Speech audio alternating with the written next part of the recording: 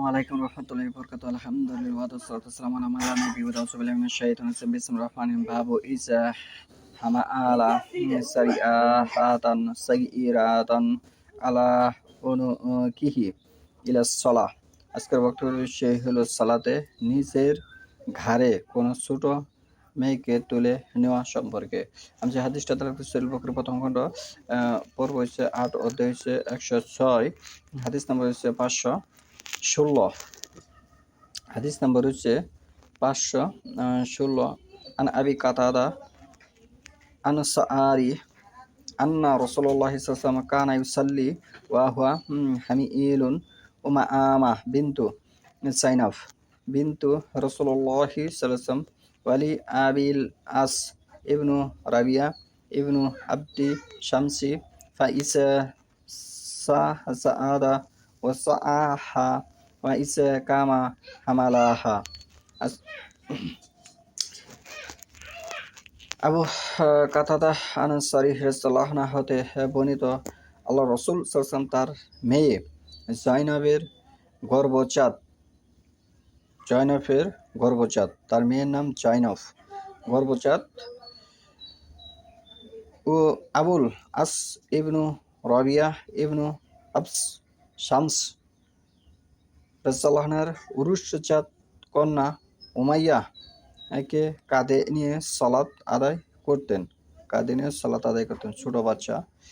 তিনি যখন সেজদায় যেতেন তখন তাকে রেখে দিতেন, আর যখন দাঁড়াতেন তখন তাকে তুলে নিতেন। তাহলে এখানে কিন্তু একটি পরিচয় পাওয়া গেছে, রাসূলুল্লাহ সাল্লাল্লাহু আলাইহি ওয়াসাল্লাম তার মেয়ে জয়নবের গর্ভজাত ও আবুল আস ইবনু রাবিয়া ইবনু আবদ শামস এর উরুসজাত কন্যা উমাইয়া কে কাঁধে নিয়ে সালাত আদায় করতেন। এই হাদিস দ্বারা স্পষ্ট বোঝা যাচ্ছে। তাহলে এখানে আমরা যে শিক্ষাটা পেলাম এই হাদিস থেকে, যে বর্তমান ভারতবর্ষে কিছু মসজিদ তারা নির্মাণ করেছে, সেখানে তারা বাচ্চাদের সাথে কাতারে নিয়ে তারা সালাত আদায় করতে চায় না। এটি বিশেষ করে সকল মাযহাবের মধ্যে এটি প্রচলন আছে। সে সালাফি মাযহাব হলেও, আহলুল হাদিস হলেও, সে হানাফি মাযহাব হলেও, শাফি, মালিকি, হাম্বলি মাযহাব হলেও, যে মাযহাবই হোক না কেন, তারা এটি চর্চা করে যে ছোট বাচ্চাদের সাথে নিয়ে সালাত আদায় করলে সালাতে বিঘ্নতার সৃষ্টি হবে, সালাত নষ্ট হবে, এটা তারা মনে করে।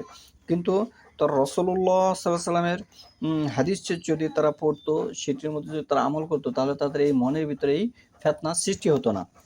তাহলে আমরা এই ফিতনা থেকে ফিরে আসবো এবং আমরা ছোট শিশু তাদেরকে সাথে নিয়েই সালাত আদায় করব। এই হাদিসের উপরে আমরা আমল করব, তাতে আমাদের দেখে ছোট বাচ্চারা তারা শিখবে। কারণ হাদিসে যেহেতু আমরা পেয়েছি ছোট বাচ্চা সাথে থাকলে সালাত আদায় করা চাই, এতে কোনো সমস্যা হয় না, তাহলে আমরা কেন মাযহাবের দোহাই দিয়ে আমরা এই হাদিসকে বর্জন করব? তাহলে মাযহাব পৃথিবীর যে দেশেই যেখানে ইসলামী রাষ্ট্রে মাযহাব তারা সৃষ্টি করেছে, মাযহাব যারা মানে তাদের যে মূল বিষয়বস্তু হচ্ছে, যারা মাযহাব সৃষ্টি করেছে তারা ইসলাম থেকে দূরে সরে এসেছে। কেন? তারা ইসলামের সাথে, এই যে আমি দীর্ঘ 10 মাস ধরে যে বক্তব্য দিচ্ছি, এখানে কিন্তু যে বিষয়টা দাঁড়াইছে, যে 10 মাস বক্তব্যের ভিতরে প্রত্যেকটি বক্তব্যে কিন্তু আমার রেফারেন্স দেওয়া আছে, আর এই রেফারেন্সগুলো অনুযায়ী বাস্তবায়ন কিন্তু সমাজে এরকম হাদিস এর উপর মানুষ আমল করে না। তাহলে আমি আজকে এখানে যে হাদিসটা উপস্থাপন করছি, এখানে কিন্তু আমি রেফারেন্সটা দিয়েছি যে ৫১৬ নম্বর হাদিস। এই হাদিসে কিন্তু বাচ্চা কাঁধে তুলে সালাত আদায় করা চাই, এতে কোনো সালাতের বিঘ্নতা হবে না, এতে কোনো সালাতের ক্ষতি হবে না।